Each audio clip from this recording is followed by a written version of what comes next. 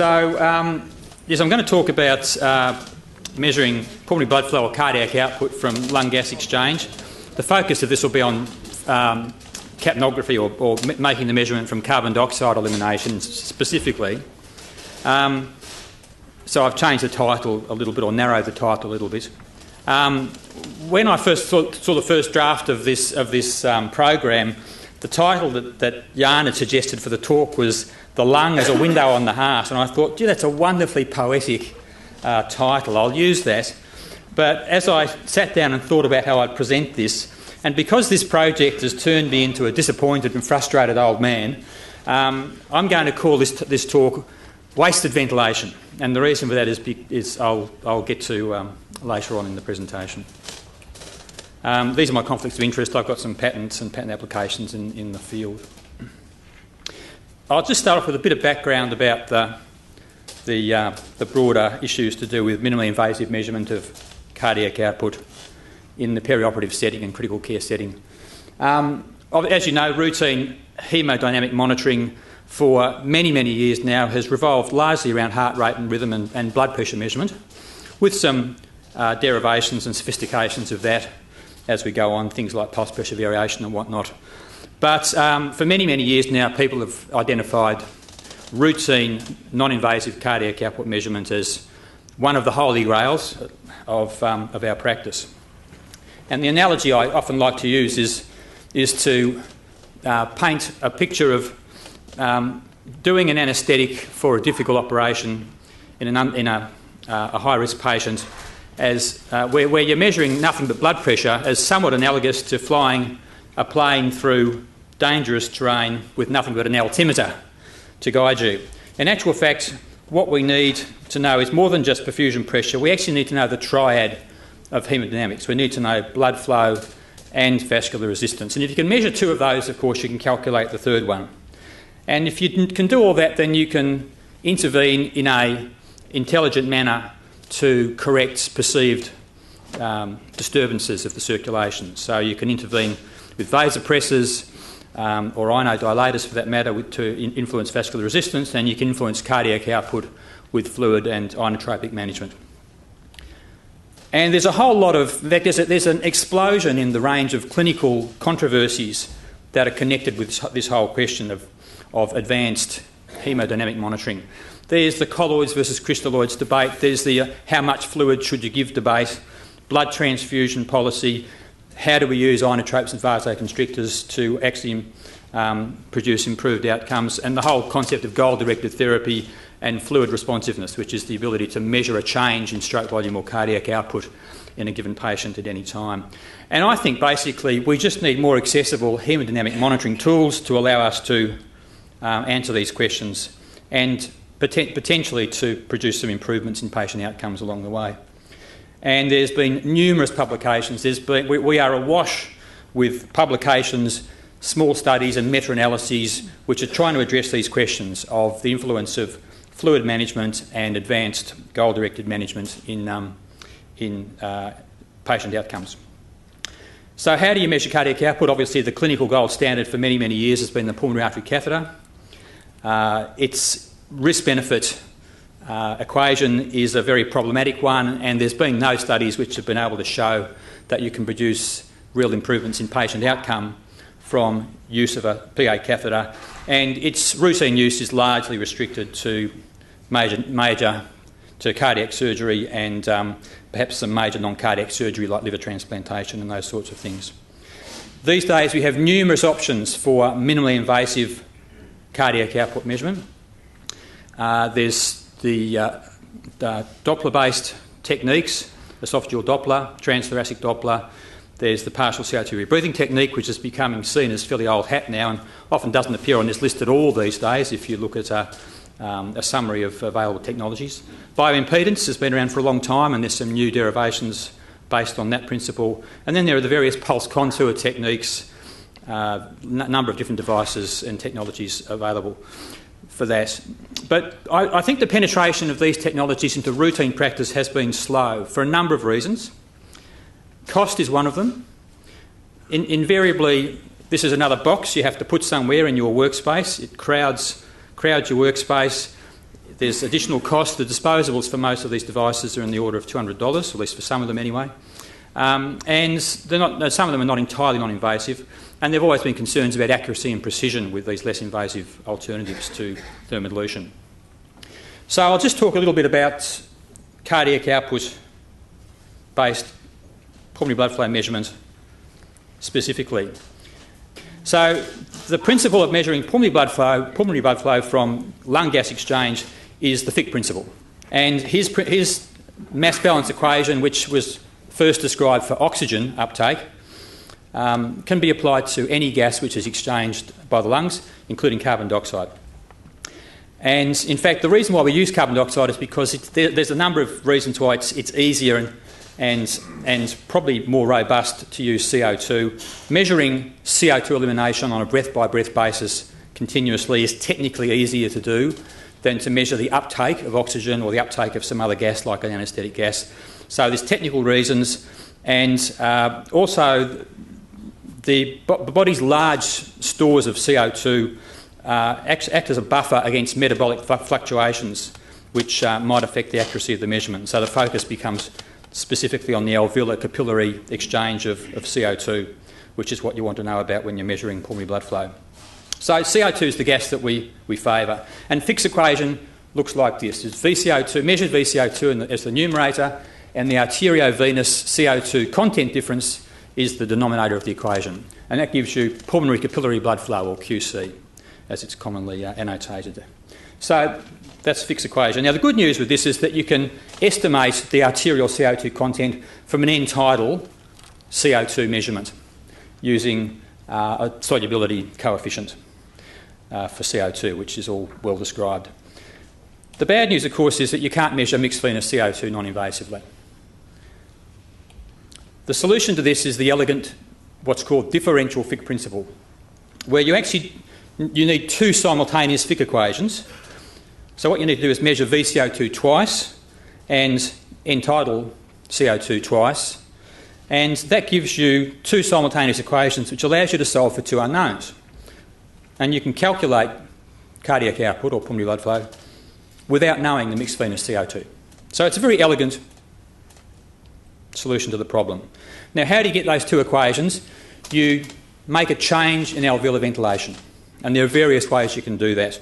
But if you, for instance, make a stepwise reduction in alveolar ventilation, your VCO2 drops in a stepwise fashion, your end-tidal CO2 rises relatively quickly to a new steady-state baseline, and you have the inputs you need for your cardiac output calculation.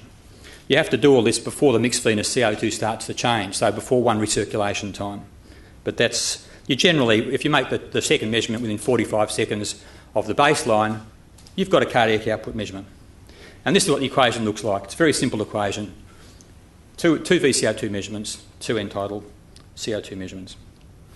If you want to fine-tune things, if you want to actually know cardiac output, you need to actually measure the shunt fraction as well. You need to estimate shunt fraction, because what you're measuring here is non-shunt pulmonary capillary blood flow, that part of the lung which is engaging in gas exchange. So you need to make a correction in some patients for estimated shunt fraction. That's not a hard thing to do from a pulse oximetry reading.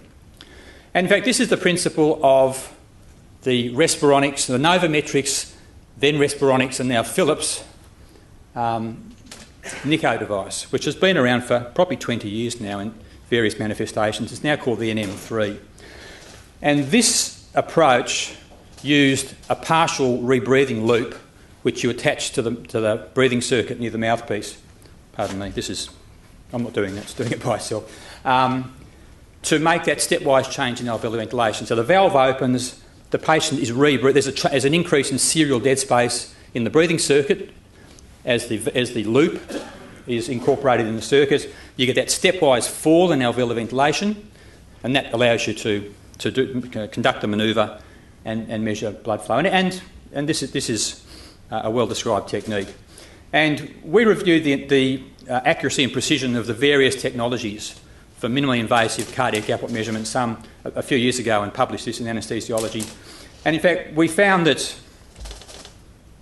the CO2 rebreathing device was just as accurate and precise as any of the other generic technologies for measuring cardiac output in a minimally invasive fashion.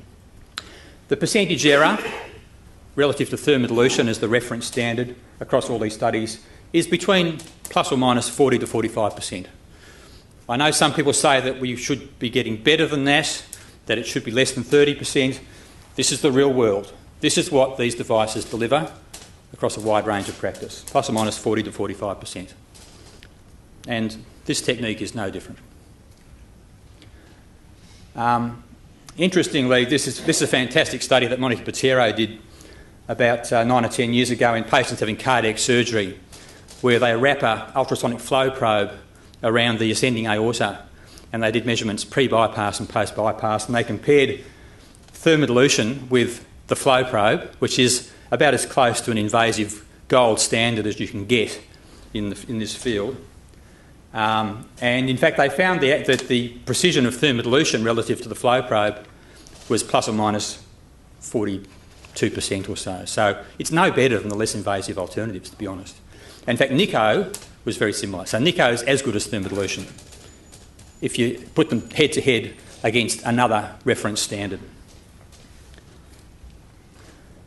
Now, to be honest, the penetration of this device into the marketplace has been pretty ordinary, pretty poor. And in fact, it's been declining, I think, as other technologies have supplanted it in the field. And the reasons for this are various. The principle assumes steady state hemodynamics and gas exchange. It delivers an intermittent measurement every 3 or 4 minutes. It'll give you a new cardiac output measurement. It's a bit fussy about when it'll give you it gives you a measurement when it wants to do it, not when you want the measurement. So what we really want is a truly continuous device which gives us measurements when we want them, which is during instability. And ideally we want a technique, I think, which doesn't involve another box that you've got to go and get and connect up and gets in the way of your workspace. So I pursued this concept, started this project some years ago, and I've called it Capno tracking. And essentially it's using the differential fit principle in a two-step fashion. The initial first step is a calibration, and then there's the continuity equation, which produces continuous breath-by-breath measurement from that point on. Now, the calibration equation is just the standard differential fit equation. I haven't invented anything new here. I've tweaked the way that we do it to make it a bit more robust, but essentially I'm using the original differential fit principle. However, I make the change in alveolar ventilation using the original method that Andreas Gedeon described in 1980 in this classic paper. So what you do is you make a stepwise change in ventilatory rate. You also need to adjust the IE ratio to avoid producing changes in dead space and things, but essentially you're changing rate instead of using a rebreathing loop. And this can all be made entirely automated and hands-free, of course. And you do this after the patient's been intubated when VCO2 and end-tidal CO2 start to stabilise. From that point on, we actually published a paper shortly after that to sort of demonstrate proof of concept for this. From that point on, the continuous breath-to-breath components of the monitoring is delivered by the continuity equation. And the mathematics for this derives once again from the Fick equation, but just treats the denominator of the equation as one variable. And that gives you, in the final derivation, a very, very simple equation which relates change in cardiac output from baseline to change in VCO2, breath by breath, or specifically the square of that ratio. And the reason why this seems to work and is quite robust is because it's pretty robust in the face of measurement artefact. It doesn't assume any steady state situation at all on a breath by breath basis. It does assume that metabolic CO2 production is not changing dramatically as time goes on, but in fact you can make adjustments for that. And it's very easy to recalibrate at any time when there's stability again in VCO2 and end-tidal CO2. So you can automate recalibration periodically. And in fact, generally I do it over every 20 or 30 minutes or so. So we set up a prototype, the computer, controlling the ventilator, talking to the monitor, and started off in the animal lab with some sheep. And you can do horrible things to a sheep model, of course, that you wouldn't dare do to humans. So we were giving them intravenous dobutamine and esmolol boluses and things to produce dramatic fluctuations in cardiac output. And in fact, we showed that capnography-based principle like this tracks really quite dramatic fluctuations in cardiac output quite well. In fact, in one animal there was a cardiac arrest induced on 2 occasions, and it sort of indicated that quite well. So we pressed on with a study in humans.